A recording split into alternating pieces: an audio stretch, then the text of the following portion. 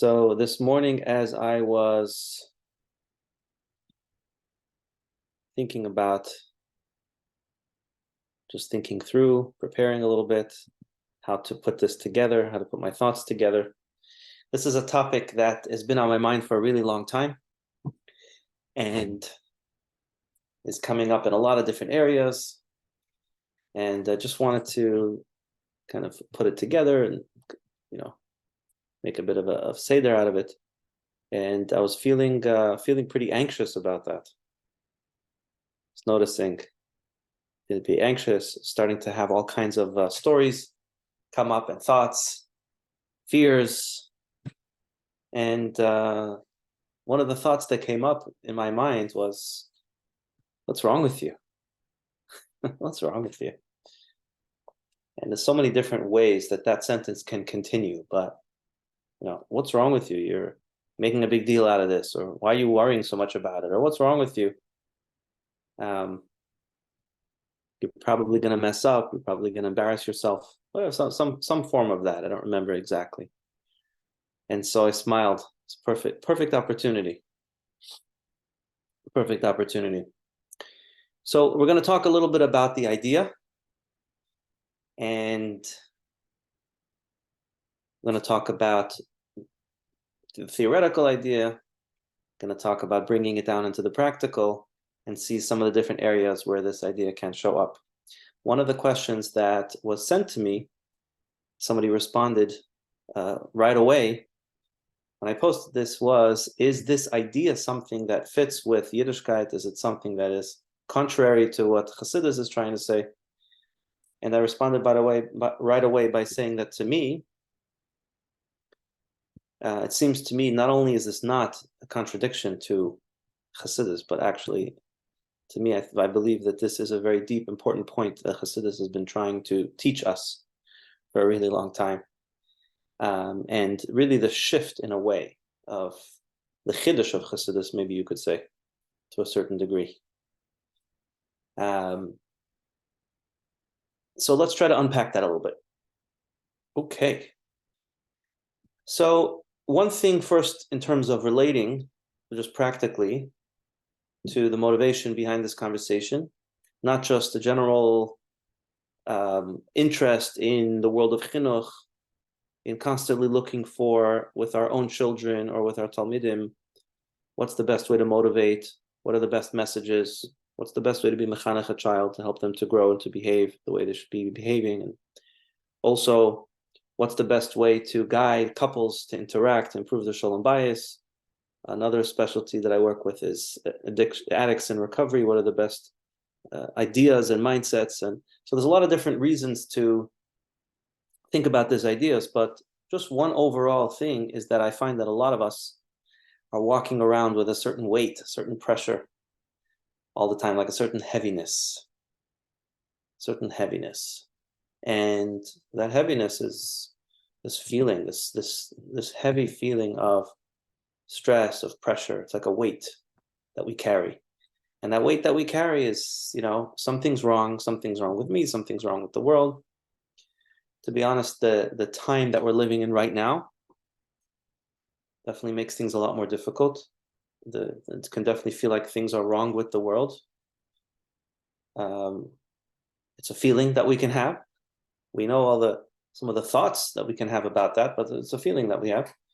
And there's a certain heaviness, the pressure that we can walk around with. People can feel a lot of anxiety, can even experience panic.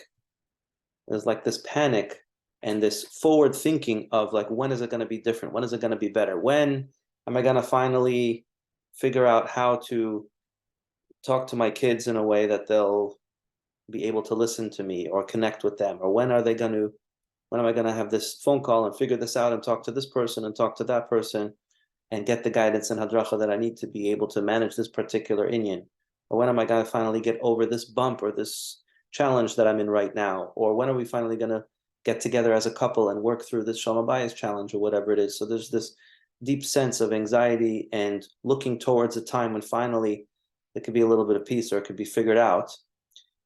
And just the overall I guess, goal tonight or motivation tonight is to see if we can maybe let go of this a little bit, let go of that weight a little bit. If we're supposed to and able to experience simcha and joy, that when I think of the word simcha and joy, I think of a very light kind of feeling. And that's not what we're feeling. We're feeling heavy. Or we're feeling that pressure. We're feeling the pressure to fix it, the pressure to make things better is definitely not something that brings lightness and joy. It's stressful, it's pressuring, and it's very understandable. So I'm wondering if we can together explore some ideas tonight that might help us let go of that weight a little bit and that pressure a little bit and bring us maybe a little bit more relief, a little bit more joy, and maybe even hope and guidance towards moving forward in a lighter way. So I think the big question that comes up, the philosophical question or the practical question that comes up on this topic, and what's a little bit of a controversial topic maybe, is when we're talking about results. We're talking about, bottom line, what is going to lead to a better situation. And that's really what the debate is. The machlekes, we're going to see soon as we talk about a machlekes, beis Shammai, beis Hillel, we talk about machlekes, chesed, and gebura, the different approaches, the validation approach, the discipline approach. Part of it is also what, at the end of the day, is going to lead to better results. I remember hearing from someone that I very much respected, Rosh Yeshiva of mine, recently passed away, and I asked him a long time ago, at the time we were in Koilel and we were being given shiurim on different ideas and pedagogy which were not necessarily Torah-based, and I asked him his thoughts on that, on learning different ideas and philosophies that people had come up with about chinuch, about education. And his response to me was, he says, show me a mahalach that works, show me something that produces results, and I'm in. That's what he said to me. So that's another big part of the conversation, is we can talk about theories, and we can also talk about statistics. We could talk about, at the end of the day, which approach works better to get us where we want to get. So the fear is, even before we get a little bit deeper into explaining what do these words mean, what does it mean something's wrong with you, or what does it mean nothing's wrong with you? Practically, what does that mean? What is the definition? What do you mean nothing's wrong with you? It could sound like, well, nothing's wrong with you. You have a stomach ache, you have a headache, nothing's wrong with you, don't do anything about it. What does it even mean? But even before we get to it, I think you agree with me, there's this initial kind of pushback. So what do you mean there's nothing wrong? To say there's nothing wrong is a type of enabling. When you say there's nothing wrong, when you say it's okay, you're going to enable the problem to remain the same. I think that's our initial kind of gut reaction. And what we want to do tonight is challenge that reaction and check the facts. If it is going to enable it to stay the same, then it's obviously more of a problem. But what if our thoughts about that are wrong? What if that's not correct?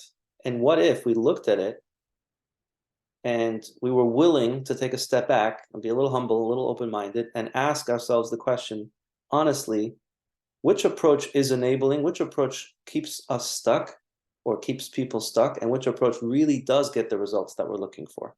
If we're talking about a child who's quote-unquote misbehaving, and we're looking at, is this the right approach? Is that a right approach? One important question to ask is, B'Poel Mamish, when we've tried these different approaches, what actually works? So we can have a fear from today to tomorrow that if you do a certain approach, it's going to convince the kid that it's okay to continue doing what they're doing. But try it. People have tried all different kinds of approaches, and what were the results? What actually happened? That's another thing we're going to look at tonight. So there's a lot of different ways we can go about this, but being that a few people have asked me what Chassidus has to say about this topic, I think, and a lot of us are looking to understand it a little bit more in a very practical way, I think it'll be helpful to jump right in to an understanding, a very powerful idea that will help us bring this all together. So many people are familiar that Beis Shammai and Beis Hillel often argue about all kinds of things. And there's a style of learning called l'shitosoi, where when you see that a particular person or group of people, chachamim, chazal, were arguing about many different things, maybe there's a common theme, a common denominator. So when it comes to Beis Shammai and Beis Hillel, some of it is obvious, a little bit to a certain degree, but it's very common, and it's something that the Rebbe talked a lot about, which is what's the common themes in Beis Shammai's approach and Beis Hillel's approach. So on a surface level, Beis Shammai was more strict, and Beis Hillel was more lenient. But the Mefarshim take that a little bit deeper, and they say if you look into a little deeper, Beis Shammai and Beis Hillel not just being strict and lenient, but there's this idea of koyach and payil. That Beis Shammai is looking at the potential, and Beis Hillel is looking at the practical, which the most famous example of that is how many Hanukkah candles to light. Should you light one on the first night because you already have one day, or 8 because there's potential you have 8 days? There are many different examples of that, and it's talked about. But what some people don't know about as much, it's not as common, is that over the years, over many, many years, the Rebbe developed an idea, and you can see where the idea sort of started and then became more and more open until in the Laments in the 70s, when the Rebbe spoke about made a hadron on Psachim, and really developed this idea, and then began to talk about it in many, many different places, and especially one famous sicha, which is called Machlekes Beis Shammai Beis Hillel B'chol Hashas. Every single argument of Beis Hillel boils down to this idea.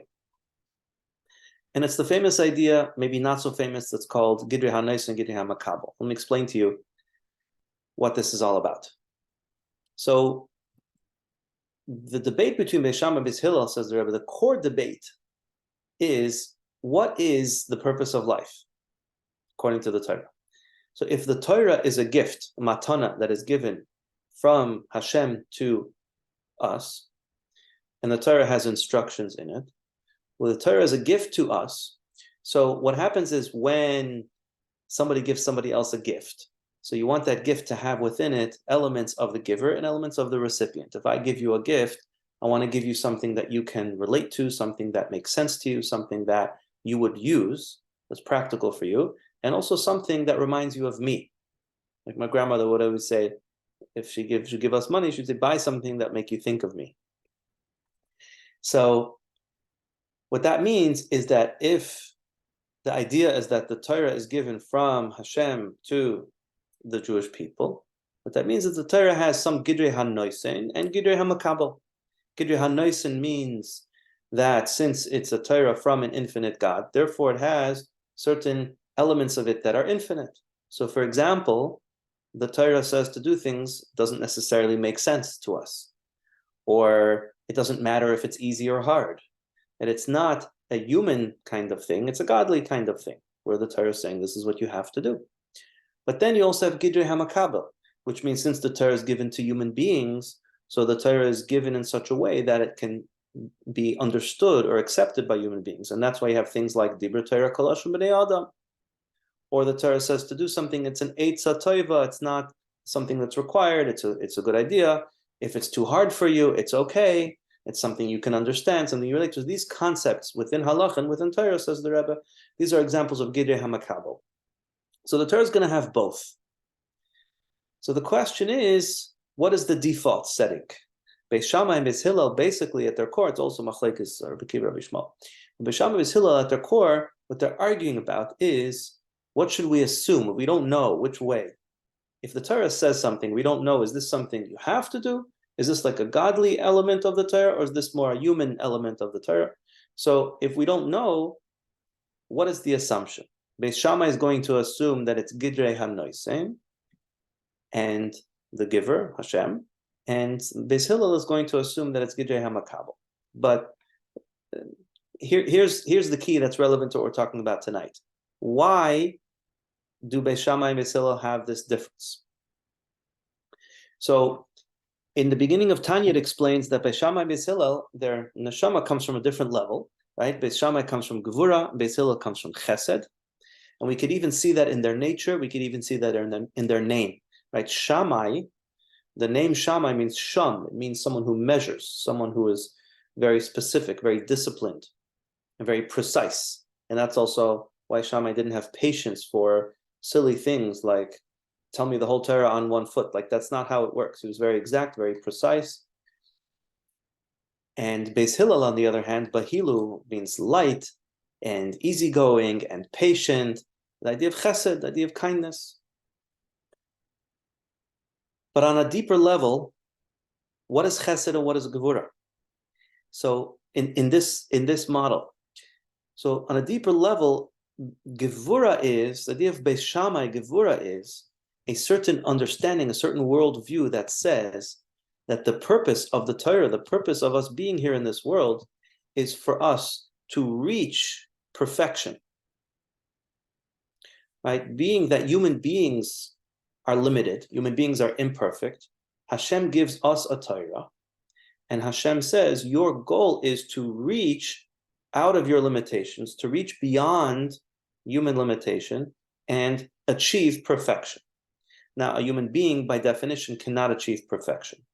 So the goal is, the purpose is, to always recognize that it's not good enough. So that's the idea of gevura. It's interesting that gevura is represented by fire, right? By heat. The Gemara says, or the Medrash says, when Hashem was going to create the world, and he was thinking about different ways to create the world. So one option was gevura, one option was chesed. Gevura means to be super tough, and nobody can ever be forgiven for anything.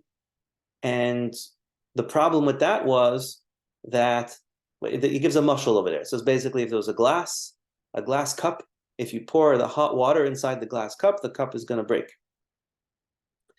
So it's going to shatter. What that means is that gevura, nobody is going to be able to last. Nobody will be able to manage, because we're human beings. We can't live up to it. It's impossible. We're going to make mistakes. And if there's going to be no forgiveness, no second chances, no understanding that it's hard for us, if it's going to be only gidrei hanoisen, it's not going to be any room for the reality of human nature, we're going to shatter, we're going to break. What about chesed? What if it's just chesed? So then that's considered cold water.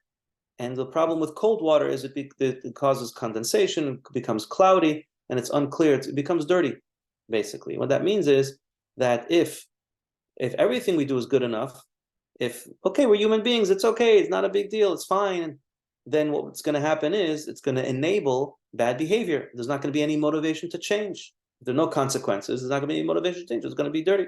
So what did Hashem do? Hashem says, let's have a mix of chesed and gevura. But what's fascinating is that chesed is something cold and gevura is something hot. Chesed also is represented with milk, with snow, that which is white and calm and peaceful. And gevura is fire and movement and activity, right? And it's interesting because it seems backwards. One would think of gevura as kind of limiting and holding back and stopping, or chesed is kind of expressing.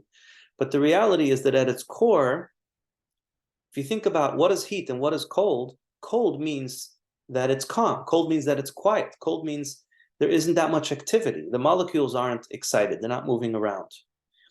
In other words, the core of chesed is, it's okay.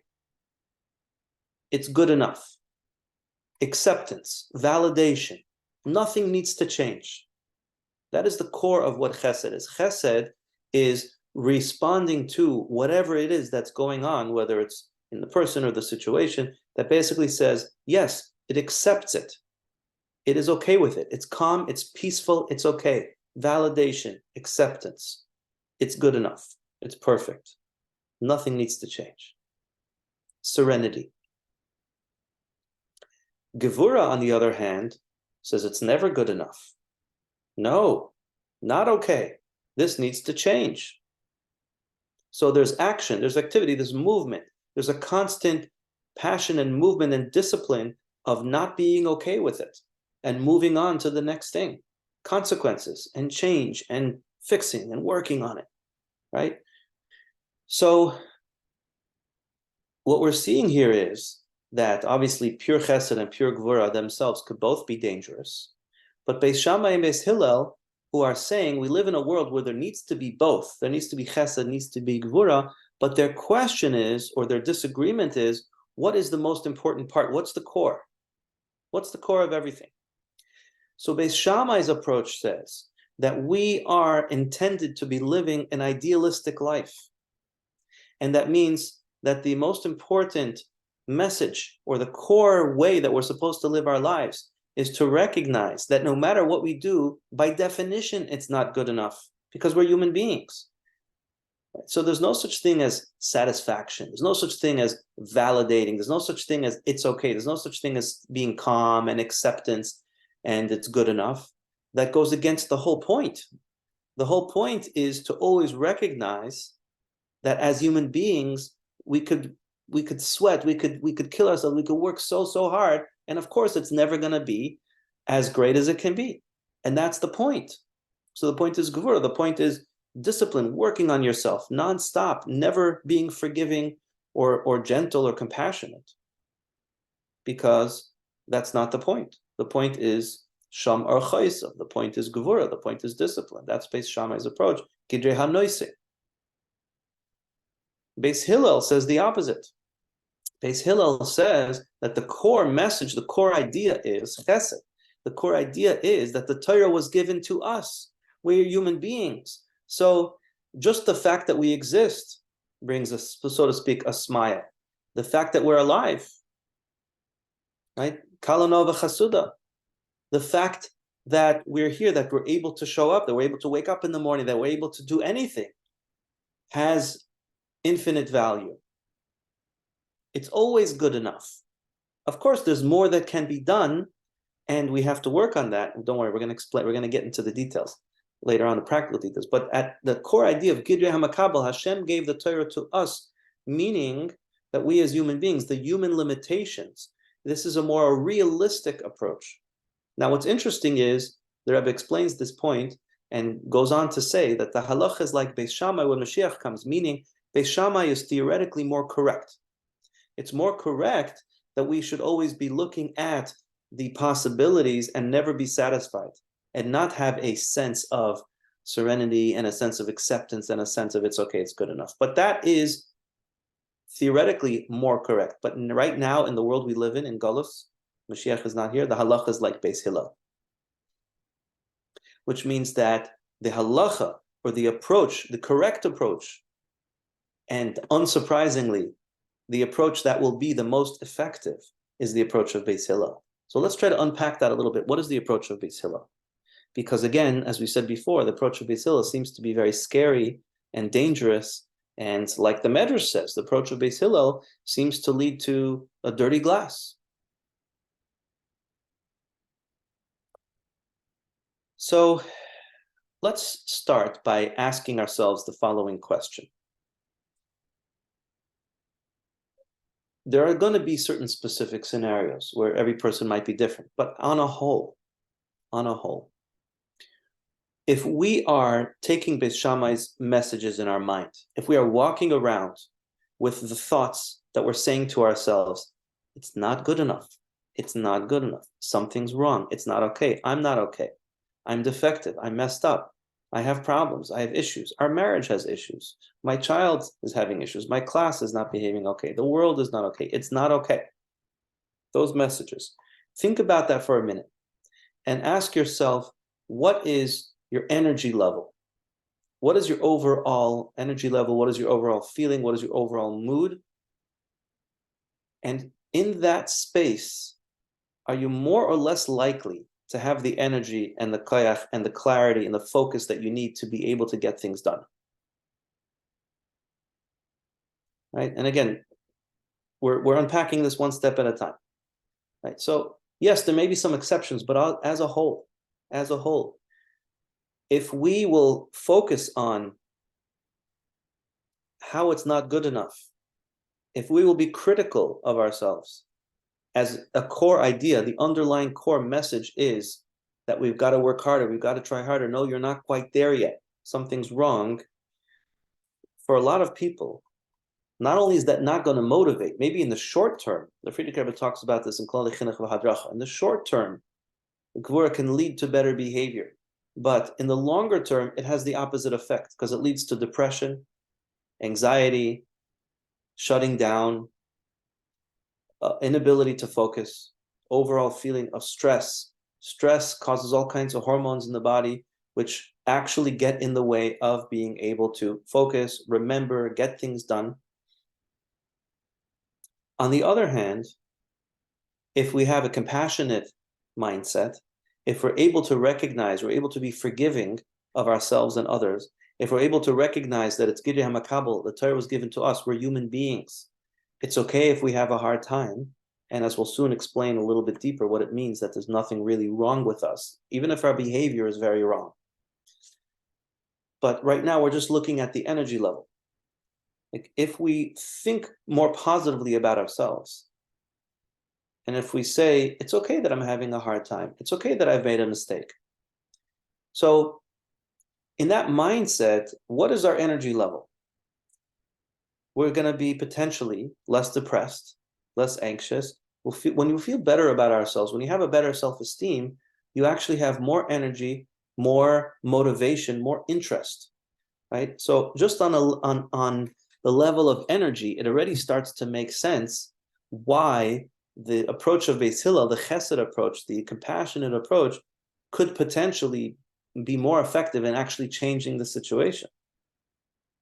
Because we're more calm, we're more relaxed, we're not running away, we're not getting depressed and anxious, and we're able to get more done. But let's unpack it a little bit more.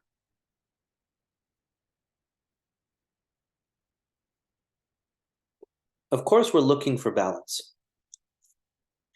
And I want to argue that potentially the Gevura approach, more of the Gevura approach, used to be, or in certain circumstances, is actually not only very, very important, but very, very positive. In fact, Gevura, discipline, clarity, not having consequences, actually creates safety and clarity. When everything goes and everything is okay, it could actually be very frightening, and especially for a child, and it's not good. It's not safe. But here's the question. I'm going to talk about this from the perspective of parenting right now, or chinuch, but then we'll see also how it applies to us. The question is like this. If I create consequences and clarity for my child, for example, if I give my child a message that their behavior is not okay, so ideally, that is a good thing because that creates safety. This way the child knows and understands that. But the question is, what are they hearing? Is my child hearing that I love them so much that I care about them enough to guide them? Right? Like the famous Rashi that says the doctor that cares about the patient is the one that tells the patient, don't eat this, don't do that, because I care about you. Is that the message that the child is getting? Or is the child getting the message, I'm not sure if I love you. I'm not sure if I care about you. We'll see. Depends how you behave. So my point is as follows. There is a concept called attachment. Here's the concept, and we'll try to unpack it a little bit more. When there is healthy attachment, safe attachment, unconditional attachment, in that space, then there is room for Gevura, maybe even very strong Gevura. Because then the Gevura is in the right context, then it is absorbed, then it works. Then it works really, really well. But let's, in order to understand this a little bit more, what is attachment? What does it mean, unconditional attachment? Right? So attachment simply refers to the relationship. Right? So the question around attachment that a child might have about the teacher or even about a parent is, do you love me? Do you care about me? Do I matter to you unconditionally? Or is it dependent on my productivity? Is it dependent on my marks? Is it dependent on my behavior? So what's a lesson that we learned from Torah mitzvahs? A lesson we learned from Torah mitzvahs. Many years ago, I was in yeshiva in Toronto, and I was walking around, and I walked into this room, and there was an individual sitting there I'd never seen before, and he was strumming his guitar and probably had previously smoked something, I don't know. And he looked at me without knowing each other with a big smile on his face. He said, did you know Torah and mitzvahs are below the tzimtzum, and the Jewish neshama is higher than the tzimtzum. So if you can connect to your deepest part of yourself, your neshama, then you are above Torah mitzvahs, and you don't have to keep Torah mitzvahs.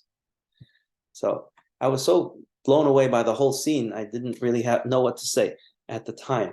But I could tell something, I didn't know how to respond to that in the moment. But as I thought about it more, this is really the whole idea over here. And the fear and the misunderstanding that can come out, and maybe the danger of this idea if it's not properly understood. The reality is that he has a point. The point that he's correct about is that this is the whole idea of tshuva. This is the whole idea of Yom Kippur. The whole idea of tshuva, according to Chassidus, is that we are able to connect to a part of us and the relationship we have with Hashem that is deeper than Torah mitzvahs. Meaning, no matter what we've done and no matter what we will do, it doesn't affect our attachment. Our attachment is safe. Hashem loves us unconditionally, no matter what we do. That is true. But what comes from that? What comes from an unconditional attachment? The message here is that the results of an unconditional attachment does not lead to more bad behavior. Quite the opposite. Quite the opposite.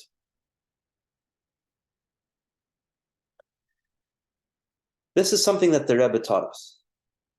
If you think about the Rebbe, there's something in the Rebbe's approach which is mind-boggling, and it seems at first to be completely contradictory. But the deeper you go into it, the more you realize how much sense it makes. The Rebbe is someone who pushed for a certain type of unconditional attachment and unconditional acceptance. On a personal level, the Rebbe would greet people at dollars or other situations with a smile on his face. And the Rebbe would say, Bracha v'atzlacha. The Rebbe would basically say, you are a diamond. I'm counting diamonds. I love you. You're amazing. You're a yid. You're a person. This has nothing to do with your behavior. This has nothing to do with your level of observance. This has nothing to do with how you look. This has nothing to do with anything like that. This is just the very fact that you exist, I exist, and I love you, and I accept you unconditionally. That's a powerful thing and a nice, wonderful, warm, fuzzy kind of thing. But this is the very same Rebbe who was never satisfied. And people would write to the Rebbe about activities that they had done that in their mind were mind-blowing and such an amazing accomplishment, and they would almost expect the Rebbe to be so happy about it, and the Rebbe would say, okay, now do twice as much. So we see these two opposites.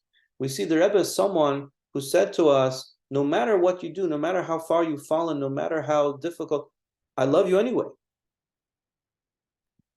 And the same Rebbe is saying, that's not enough, do more. And if we think about it a little bit, these two things actually go together. What's really fascinating is that even though we haven't yet figured out how to apply this in all areas of our life, but in the Chabad house area, this is really what we've managed to figure out, right? What's unique about the Chabad approach to outreach, and there have been many approaches to outreach, but one of the things from the beginning about the Chabad approach is to take these two opposites at the same time, right? We will welcome anyone into a Chabad house, into our homes, with a big smile. We love you, accept you. You're Jewish, come. Doesn't matter what you do, doesn't matter who you are, we love you anyway. And at the same time, we have this message in Chabad, which is called Mekarvan LaTorah. We don't bring the Torah to them, we bring them to the Torah, which means that that Chabad stands for certain principles and certain fundamental things, which Chabad is not afraid to stand for, even if it offends people, even if we're not trying to offend anyone, but even if people are turned off, there's a certain authentic tradition or whatever it is that the Chabad house stands for. Those two opposites can coexist. I can love you no matter what, and I can have a message that's very, very clear, and I can be very direct with you about that message. The stronger the attachment is, the safer the attachment is, the more you know that my love and acceptance for you, my attachment for you has nothing to do with your behavior, the more I can be direct with you and there's no more walking on eggshells. Because attachment is not walking on eggshells. I'm afraid to say anything to you because I'm going to hurt your self-esteem. That's when there isn't attachment. When there is attachment, that means that you know in your bones that I care about you and that I love you. And therefore, I can say anything to you. Therefore, I can be very direct with you and say, that's not okay. Because you're able to hear it as your behavior is not okay. Your behavior is not okay. You as a person, your behavior, two different things. Let's clarify that a little bit more. What does it mean that you as a person, I accept you, you're good, you make sense, but your behavior is not okay? I mean, isn't this a very basic concept of Tanya, right? A very basic idea of Tanya. That the reason why it's called Sefer Shel Beinanim, which means this is the book for most people. Like Beinani means average, right? So there are a few exceptions. There are people who can be a tzaddik, but the average person is not going to be able to reach that level of a tzaddik. Is going to the Beinani level, the greatest level that a person can attain, an average person can attain, is according to Tanya, where you can have control over your actual conscious thoughts, machshava, dibur, and ma'isa, what you do. And what happens if not? You're not having control over that. Okay, so then your behavior is not the way it's supposed to be. So, but the very fact that deep down or underneath that you have certain instincts to do certain things or desire to do certain things or whatever it is, it's not even something that we're able to change. And that's not what we're trying to focus on, right? So on a certain level, what Tanya is teaching us is to shift our mindset a little bit. And how do we determine, what we're trying to achieve over here? We're not necessarily trying to achieve the way we feel about things necessarily. We're trying to achieve what we do about it. But let's go a little bit deeper. We have what's called the nefesh habahamis, right? What is the nefesh habahamis? So we know it says, toiv ma'id zu yetzahara, right? And we know that in Chassidus, starting from the Alter Rebbe and on, it talks a lot about how the body and the nefesh habahamis actually comes from an even higher source than the neshama. So does that mean that the nefesh habahamis itself and the things that the nefesh habahamis wants are holy and pure and good? No, not necessarily. It's considered klipas noiga. But on a basic level, the nefesh habahamis refers to simply the ego, or a different way to say it is self-preservation. That's what the nefesh habahamis is about. It's about what makes me feel better, and it's about protecting myself. It's about survival. It's about making sure that I'm okay. And basically, all of our coping mechanisms are driven by the nefesh habahamis. And what's our mission? Our mission is to be aware of what might be driving those coping mechanisms, what might be driving those reactions and behaviors, and to gain mastery over them, to be able to have emotional regulation, and to be able to say, well, it's okay to feel that, but it's not okay to act in a certain way, and to have control over our actual machshava, dibur, and ma'isa. So what does this whole model tell us? If you think about it for a second. What this whole model tells us is there's nothing wrong with you. There isn't anything wrong with you. And that's the message over here. What's the message of Yom Kippur? What's the message of Tshuva? What's the message of the whole Chabad approach of unconditional acceptance? And at the same time, we can push for certain messages, because there are two distinct things. One is the individual, the person. A person is created imperfect, but a person is also created with a nefesh habahamis, which means a survival mechanism. And that survival mechanism sometimes can go awry, because what can happen is we can be in situations where we feel threatened or where we feel unsafe or whatever it is, and we figure out ways to cope with that. And especially when we're young, we may not know a healthy way to cope with it, so we may come up with an unhealthy way of coping. But what's driving us to cope? What's driving us to behave in certain ways? What's driving us is self-preservation. What is self-preservation? Is it a good or a bad thing that we have a part of us, an nefesh bahamis, a part of us that wants to keep us safe? Is that good or bad? Well, it's not good, it's not bad, but at its core, it's very good. It's very good. In other words, there's a part of us that is there to make sure that we're okay, is there to make sure that we're safe. Right? That's not holiness yet, but that's just basic. Is there something wrong with that? No, there's nothing wrong with that. What could be wrong is the way that it expresses itself. For example, if somebody is in a difficult situation, they don't know what to do, they could develop a coping mechanism which is destructive, a negative coping mechanism. For example, let's talk about addiction for a second. Somebody can become too addicted to a certain way of coping with their life that not only does it not help, but it could actually make things worse. So that's very bad. That's very, very bad. But what's bad? The behavior. It's misdirected, it's misguided. So what happens is, if we come to this with the approach of saying this behavior indicates that you are flawed, be'etzem, that there's something wrong with you, you have some kind of disease or some kind of problem or some kind of issue, and you need to be fixed. What that's saying is that right now, at your core, you're not acceptable. You're not okay. You need to change as a person.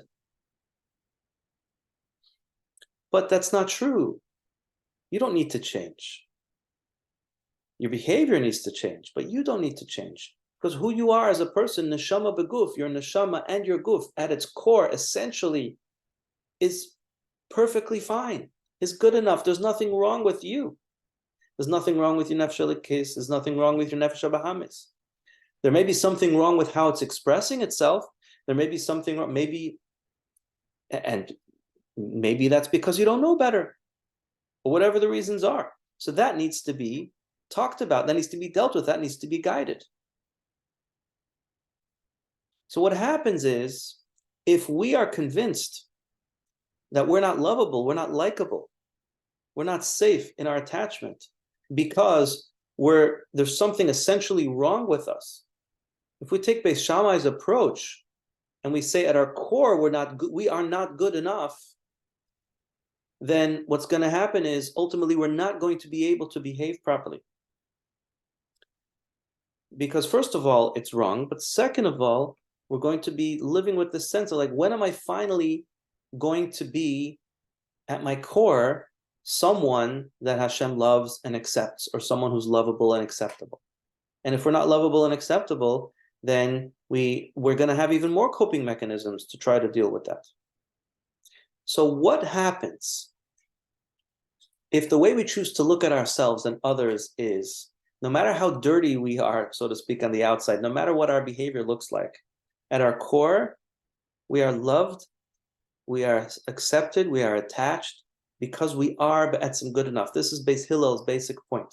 What if when we look at the core of who we are, including our nefesh bahamis, we have a certain serenity about that? We're good. We're good enough.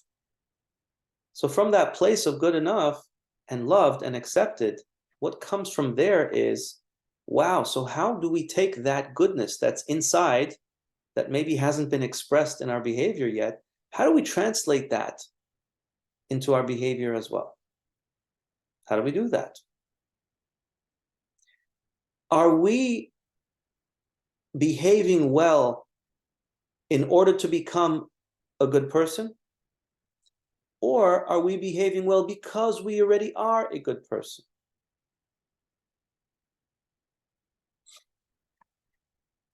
It's a very famous Hayom Yom. Azov ta'azov imoy. The body is not our enemy. You would think it's soina'acha. You think the body is your enemy. You think something's wrong. You become critical. You try to push it away. Azov ta'azov imoy. And just see, maybe it's misdirected. Maybe it's misguided. Maybe it's heading in the wrong direction. But at its core, there's nothing wrong with it. There's nothing wrong with you. This is not a bug. This is a feature. I want to acknowledge that as I'm talking about this, there are several different layers to this over here, and there may be some points that I'm saying that might need more clarification or examples. I'm just trying to give an overview. over here for now. The key idea that I'm trying to bring out is that statistics have shown and experience has shown that when we get into situations where we're starting to panic, we're starting to get extra anxious, or where we feel that we're procrastinating or we're avoiding dealing with something, or we're getting overwhelmed, or we keep falling back into certain patterns of behaviors that we don't like.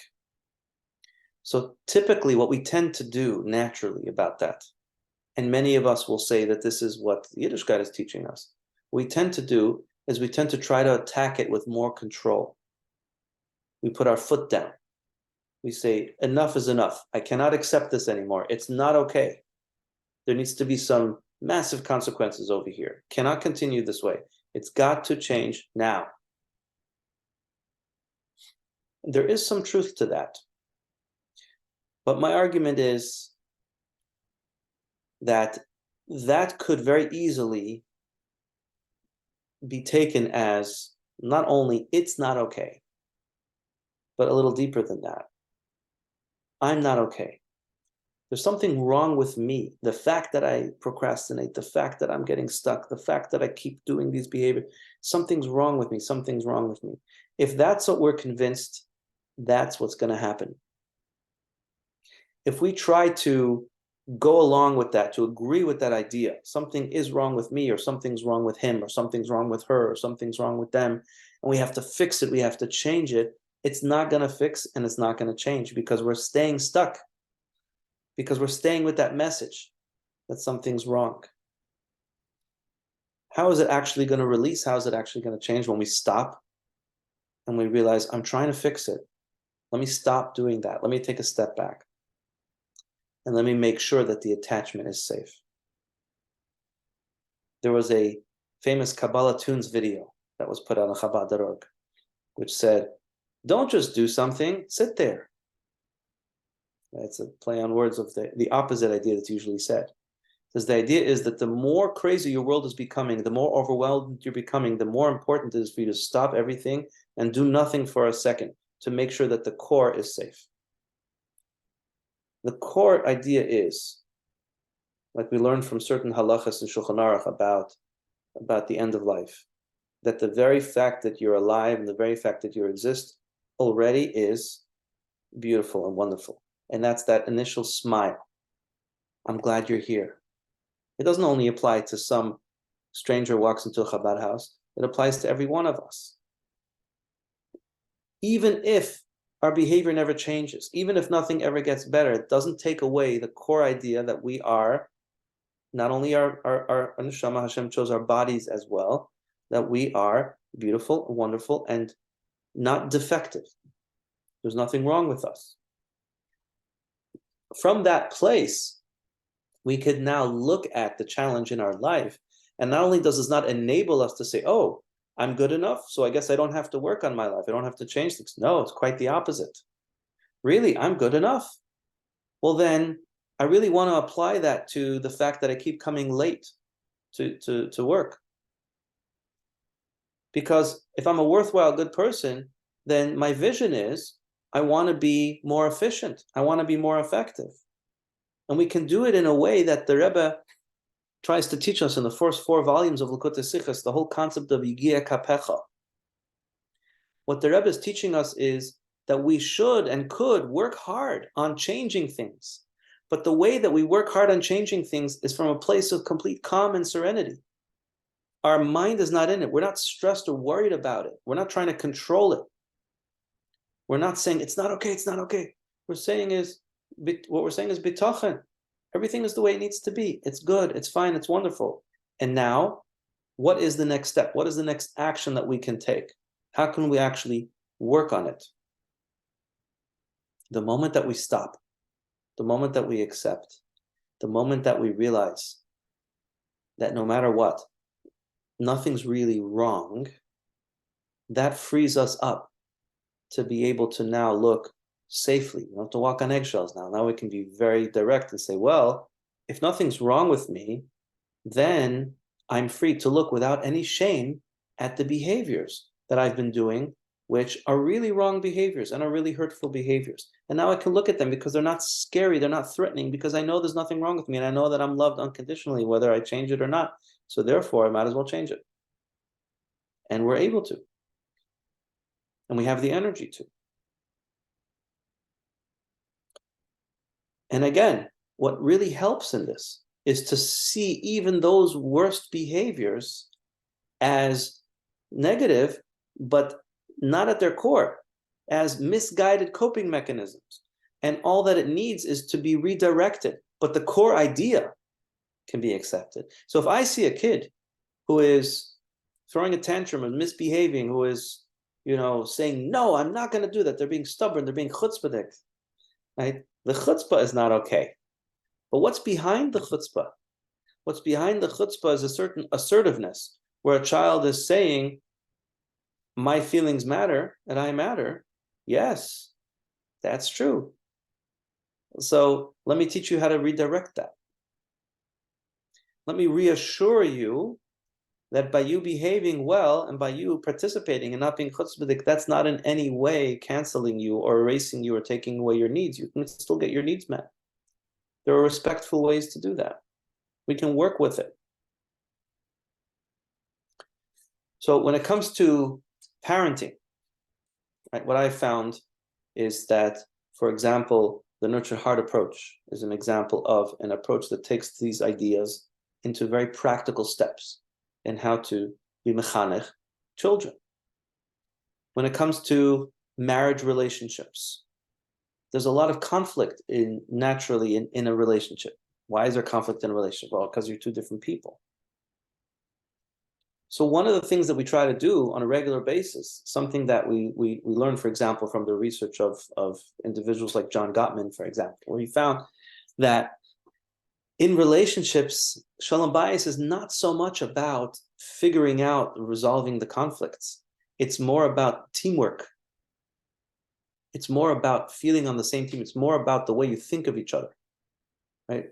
What is the core difference between a healthy sholom bayis versus not a healthy sholom bayis? The core difference is that message of attachment, or that message of there's nothing wrong with you. As long as one spouse is convinced there's something wrong with my wife, she's crazy, she's too controlling, she's this, she's that, my husband there's something really wrong with him. Again, that's distinct from there's something about the behavior that's not working for me, or there's something wrong with the behavior. There's something wrong with the person. Or we show it by saying with things like disgust, like, what's wrong with you? How could you do that? So these are the things that really get in the way. And instead of leading to resolving and leading to better sholom bayis and leading to those things changing, they keep us stuck in those patterns. If we can change our mindset and say, there's nothing wrong with me, there's nothing wrong with you, it's objectively tough. We're two different people, and we have our coping mechanisms, and we have our stuff from the past, and we have maybe not so many skills in knowing how to navigate these kinds of situations. And so we get into these dance patterns. Nothing wrong with me, nothing wrong with you. It's just what's wrong is us not knowing what to do in certain situations, or maybe us not fully understanding each other. So that is a path forward. And this is really the idea, going a step back with parenting as well. If we give a message to our child, what's wrong with you? You didn't clean up your room, you didn't do this, you didn't, right? That is not going to lead to better behavior on the child's part, because the child's walking around with the message, I guess something's wrong with me. If we say to a child, it's okay that it's hard, there's nothing wrong with you, your behavior stinks, that's got to change. You, right? I'm with you, I'm on your side, I'm on your team, I love you. So because I love you, let's see how we can get this going. Let's talk about things like skills and consequences. This is the same thing with addiction. If we're convinced that addictive behaviors or other things like that means I'm be'etzem broken, something's really wrong with me, the real healing is when we realize that addiction is a symptom of a way that we figured out a way to cope, a way to run away, a way to escape, which is a good idea that we should have some kind of coping mechanism, but the truth is we can only get addicted to things that don't actually work. If it actually worked, we wouldn't get addicted to it because it would work. We wouldn't have to keep doing it again and again. And then finally, something that we all struggle with, which is managing, overcoming procrastination. We all have ideas in the small scale or the large scale, visions, things we want to do, stuff we want to get done, whether it's ways that we want to change the way we interact with other people, or things we want to accomplish in our work life, or in our own personal avodas Hashem, or build a business, or all kinds of different visions and ideas, and we want to meet those goals, and we're not meeting those goals. So anxiety-based motivation is not going to work. The more we come to Beis Hillel's approach of compassion, of wherever we've come until now, we could recognize it's been tough, it's been hard. We can validate that. We can be compassionate. We can say it's good enough. And therefore what? And therefore, not only that, our resistance and our procrastination is because we're afraid of what might happen. And that fear makes sense. So now we can address it. We can work with that resistance. We can work with the procrastination. We can say, it makes sense. You make sense. And now from that place, what are some steps that you can take? What's the next step? What's a phone call that you can make right now? What is a time slot you can set in your calendar where you can work for 5 minutes on this, 10 minutes on it, 20? How can you expose yourself to the things that you're afraid of and gently teach yourself and your body and your nervous system that it's safe? What is some support that you can get, or people that you can talk to, or guidance, or accountability partners that you can have? What are some ways you can hack yourself into productivity? You can do all of those things when you're okay, when your nervous system is okay, when you're good enough.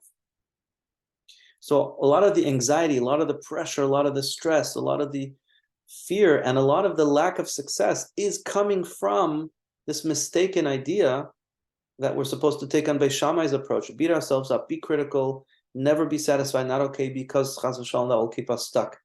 What we're opening up to the possibility tonight, potentially, is in many areas of our life, that if we could take the leap into what's really scary, but to say that at a core level, our being and our existence, and even some of the things that drive some of the things about us that we don't like, be'etzem is not something wrong with us. There's nothing wrong with you. We just need to know how to access that beautiful diamond that's within, the gold that's within. You just have to dig and find the water. And that's there. And light the lamp, light the fire, and bring that into practical. So I am finding that this approach, both sides of it, like the anxiety approach and how damaging it is, and the Beis Hillel approach and how much not just joy that it brings, but actual success and productivity that it brings. I'm finding this in many different areas with clients that I'm working with, and with people that I'm talking to, and with myself in my own life. And so I just feel that it's something that we need to talk about more and address. I acknowledge that maybe not everyone agrees with it. I also acknowledge that there are maybe details that this can be misunderstood. It can be misused. It can be misrepresented. It could be a little bit of a dangerous idea, because again, it can be, without the nuance, it can be misunderstood as it's okay to not do anything. Right? That's not really the message. So I invite you to think about it, to process it, to be in touch with me about any other questions that you might have. In a moment, if anyone has any questions, we could open that up. But if anybody wants also afterwards to get the recording of this, to share it with anybody, if you feel it was interesting, if you feel it was effective, if you feel that it was something practical, by all means. And also at the same time, if you want to explore more nuance about the idea, or ways practically to apply it to particular situations that may be coming up for you, or people that feel free to reach out. I just want to put up here, in case you don't have my contact information, just so at any point in time, I'll just put it here in the chat. So you can reach me at any time at okay, it's no chat here, but you can reach me at any time at Avraham Levin, AVROHOM LEVIN, Avraham Levin at gmail.com. My phone number is 201-870-1770. So it's 201-870-1770. Shouldn't be too hard to find, but I'd be happy to explore this issue more, or questions more, as well as to take on any challenges you may have. Maybe you feel that this is not the correct approach, and I'm also open to hear your thoughts. So at this point,